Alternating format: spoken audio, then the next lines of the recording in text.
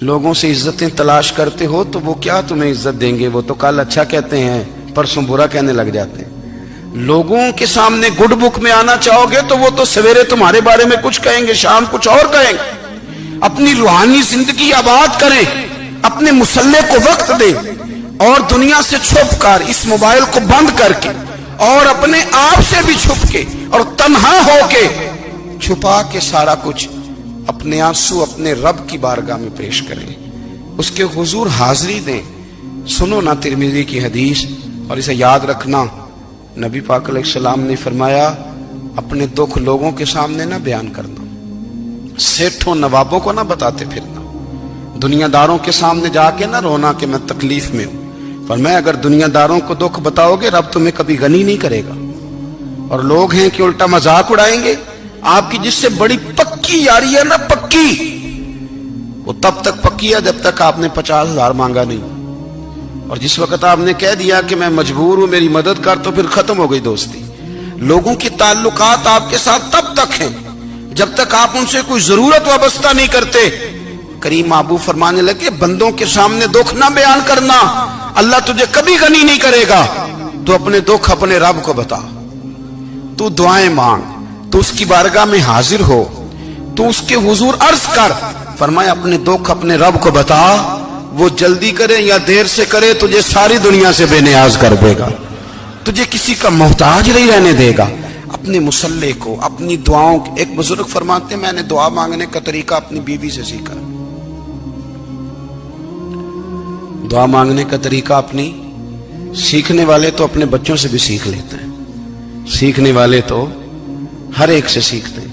وہ کہتے ہیں میں نے دعا مانگنے کا سلیقہ اپنی بیوی سے سیکھا ہے۔ حضرت وہ کس طرح؟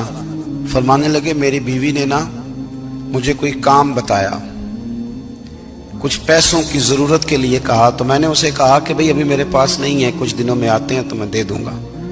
عورتوں کی عادت ہوتی ہے وہ بار بار یاد کراتی ہیں، 2-4 دنوں کے بعد پھر اس نے کہا حضرت وہ میں نے کہا تھا کچھ پیسے، میں نے اسے کہا کہ ابھی میرے پاس نہیں ہے، کچھ دنوں میں ملتے ہیں تو میں تمہیں دے دوں گا۔ اس نے کچھ دنوں کے بعد پھر کہا حضور وہ میں نے کچھ پیسے کہے تھے۔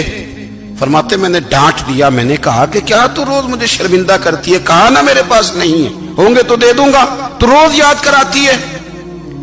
فرماتے اس نے پہلے تو میری ڈانٹ کو سہا، پھر میرے سخت جملوں نے اس کی آنکھوں میں آنسو پیدا کر دیے، پھر اس نے اپنے آنچل میں اپنے اس دکھ کو سمیٹا، اور پھر اس نے ایک جملہ کہا تو میں رو پڑا، اور مجھے اپنے رب سے مانگنے کا طریقہ آ گیا۔ مجھے کہنے لگی حضرت جی آپ نے ڈانٹ دیا، میں نے سہ لیا، پر آپ ہی میرے شوہر ہیں، بتائیں نا آپ سے نہ کہوں تو میں کس سے جا کے کہوں۔ فرماتے ہیں میں رو پڑا، اور میں کھل کے رویا، اور میں تڑپ کے رویا، اور پھر میری سسکیاں بند گئیں۔ تو مجھے کہنے لگی آپ کو کیا ہوا؟ میں نے کہا مجھے بھی دعا مانگنی آ گئی ہے، جب میں اسے کہوں گا نا اللہ تو ہی میرا رب ہے، میں تجھ سے نہ کہوں تو میں کس سے جا کے کہوں؟ میں کیوں کسی بندے سے سوال کروں؟ میں کیوں کسی دنیا دار سے کہوں؟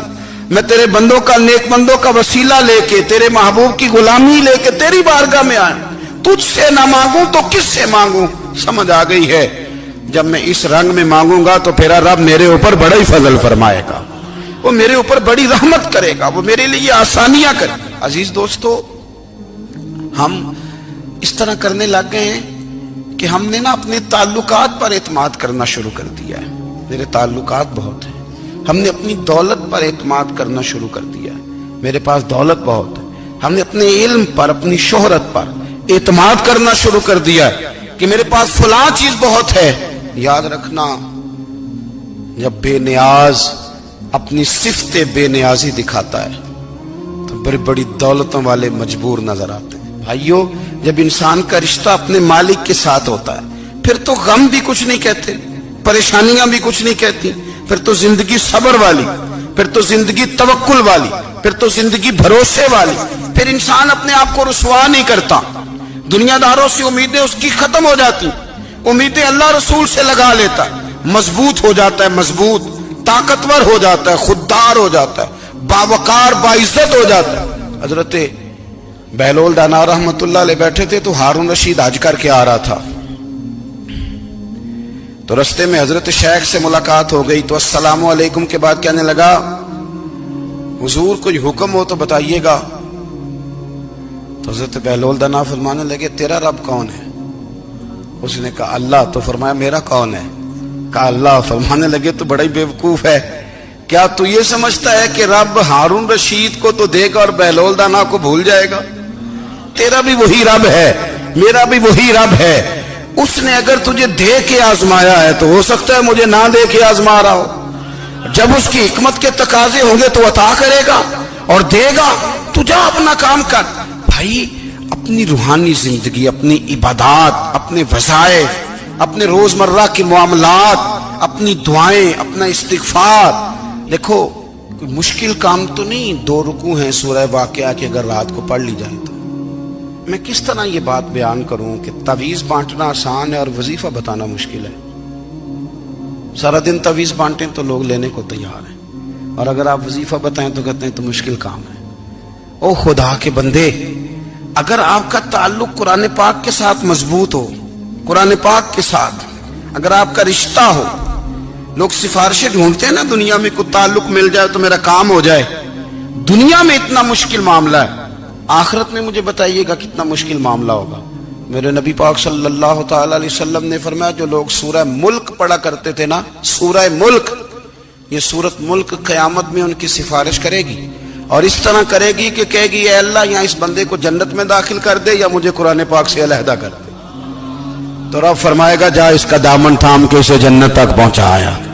آپ بات کو سمجھیں, جب آپ کے تعلقات اپنے معاملات کے ساتھ مضبوط ہوں گے, یہ نبی کریم نے وعدہ کیا ہے کہ تو سورت واقعہ پڑھ تیرے گھر میں فاقہ نہیں آئے گا. حضرت عبداللہ ابن مسعود رضی اللہ تعالیٰ عنہ بیمار تھے تو حضرت عثمان غنی رضی اللہ تعالیٰ عنہ تیمارداری کے لیے تشریف لے گئے اور جا کر کے کہا کہ آپ بڑے بیمار ہیں, آپ کی بیٹیاں زیادہ ہیں, میں چاہتا ہوں کہ خزانے میں سے کچھ مدد کروں.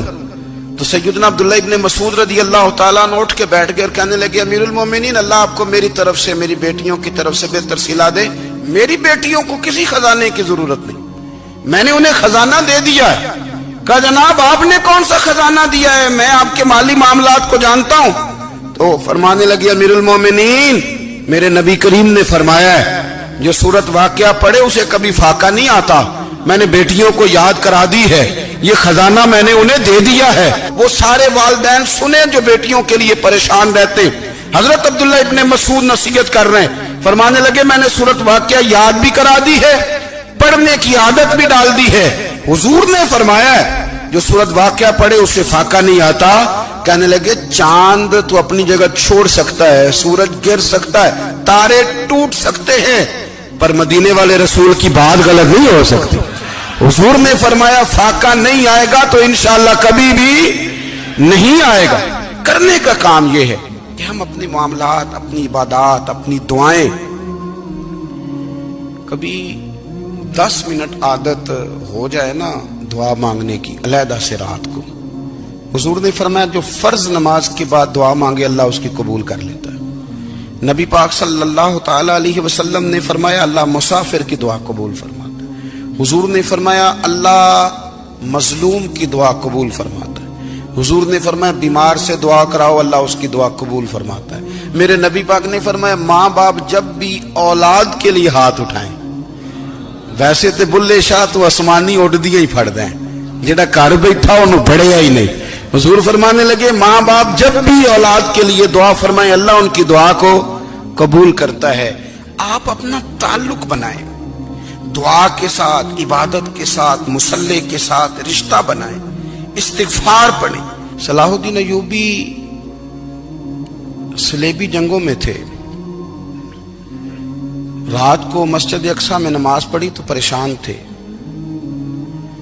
ایک بزرگ سے ملاقات ہوئی تو وہ کہنے لگے کہ آپ بڑے پریشان ہیں. کہنے لگے حضور پریشان اس لیے ہوں کہ پہلے ہی مسلمان کمزور ہے, اب میں نے سنا ہے دشمن کا ایک بحری بیڑا وہ جنگی سامان سے بھرا ہوا آ رہا ہے, تو اب ان کے پاس اور تلواریں اور نیزے آ جائیں گے, مسلمانوں کے پاس پہلے ہی وسائل کی کمی ہے, پریشان ہو کس طرح کر کے مقابلہ کریں گے.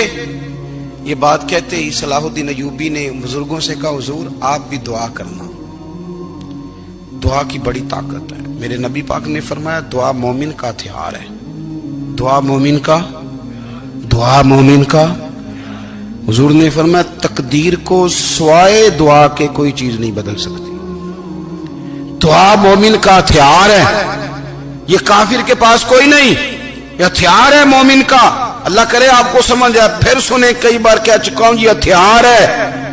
کافر کے مقابلے میں جو تیرے پاس سب سے بڑا ہتھیار ہے وہ دعا ہے۔ دعائیں کرانی چھوڑ دی، کرنی چھوڑ دی، لینی چھوڑ دی۔ حضرت سیدنا انس بن مالک رضی اللہ تعالیٰ عنہ فرمایا کرتے تھے، میں نے وہ رنگ دیکھا ہے جب حضور دعا مانگتے تھے اور حضور کی مقدس آنکھوں میں آنسو بھی ساتھ ہی بہا کرتے تھے، میں نے وہ انداز دیکھا ہے۔ تو صلاح الدین ایوبی بزرگ سے کہنے لگے آپ بھی دعا کیجیے، اور خود رونے لگے اور سر سجدے میں رکھ کے رونے لگے، اور عشاء سے لے کر فجر تک روئے، خوب روئے۔ صبح وہ بزرگ آئے تو صلاح الدین ایوبی کا خوبصورت اور ہنستا ہوا چہرہ دیکھا، کہنے لگے آپ بڑے خوش ہیں، رات تو میں نے بڑے روتے ہوئے دیکھا تھا۔ تو کہنے لگے حضور وہ جو بحری بیڑا آ رہا تھا نا وہ پانی میں ڈوب گیا ہے، اب وہ نہیں آ رہا، ابھی خبر آئی ہے تو میں بڑا خوش ہوں۔ بزرگ کہنے لگے اٹھ سینے سے لگ اور سن ایک بات، وہ بحری بیڑا پانی میں نہیں ڈوبا، وہ تیرے آنسوؤں میں ڈوب گیا ہے۔ وہ جو تو رات رویا ہے نا رب کریم کی بارگاہ میں تو وہ ڈوب گیا ہے۔ حضرت عائشہ صدیقہ رضی اللہ تعالیٰ عنہ فرماتی ہیں ایک عورت تھی اور اسے نبی پاک صلی اللہ تعالیٰ علیہ وسلم نے نا وہ کلمہ پڑھ کے مسلمان ہوئی، مدینہ طیبہ آ گئی تو حضور نے مسجد نبوی شریف میں اس کے لیے مکان، ایک سادہ سا کمرہ ساتھ مسجد کے بنوا دیا، وہیں رہنے لگی۔ اکثر وہ سیدہ طیبہ کے پاس آتی تو حضرت عائشہ صدیقہ رضی اللہ تعالیٰ عنہ فرماتی ہیں وہ بڑی باتیں سناتی اور آخر میں کہتی وہ ہار والا دن بھی بڑا عجیب دن تھا اور میرے رب کی قدرتوں کا دن تھا، وہ بھی بڑا عجیب دن تھا۔ سیدہ عائشہ صدیقہ رضی اللہ تعالیٰ عنہ ایک دن فرمانے لگی کہ تو ہار والے دن کا بڑا ذکر کرتی ہے، وہ کیا دن تھا؟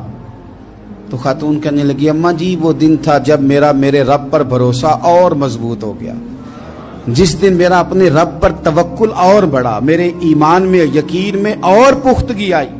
کہنے لگی میں ایک گھر کی کنیز تھی، نوکرانی تھی، اس گھر میں ایک بچی تھی جس کے پاس سونے چاندی ہیرے جواہرات کا ہار تھا۔ اس زمانے میں نا چمڑے کے اوپر لوگ ہیرے جواہرات لگاتے تھے، کئی دفعہ سرخ رنگ کے چمڑے پہ لگائے جاتے تھے، وہ بچی پہنتی تھی تو کہتی ہوں بچی کے اس نے اتار کے رکھا یا اس سے گرا وہ ہار تو چیل اسے اٹھا کے لے گئی گوشت سمجھ کے اور میرے سامنے اٹھا کے لے گئی۔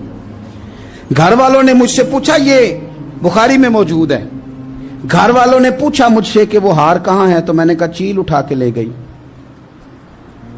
گھر میں کچھ چوری ہو جائے تو سب سے پہلا الزام کس پہ لگتا ہے؟ ملازمین پہ۔ کہتے انہوں نے مجھے بڑا مارا، بڑی تکلیف دی، حتیٰ کہ میری شرمگاہ تک کی تلاشی، میری عزت اتنی خراب کی میں بتا نہیں سکتی۔ میں نے اپنی زندگی میں ایک واقعہ دیکھا، ایک امیر گھر میں چوری ہو گئی، ملازم کو اتنا مارا کہ وہ چارپائی پہ پڑ گیا، پولیس والوں سے اتنی مار پروائی گئی کہ وہ بیچارہ چارپائی پہ پڑ گیا، اور پھر وہ اتنا بیمار ہوا اور کچھ دنوں کے بعد پتہ چل گیا کہ چور تو اپنا بیٹا ہے ان کا، پھر اس کا انتقال ہو گیا۔ اب وہ سیٹھ صاحب اور گھر والے آ کے نا مرنے والے کے کان میں معافیاں مانگ رہے ہیں، کان میں۔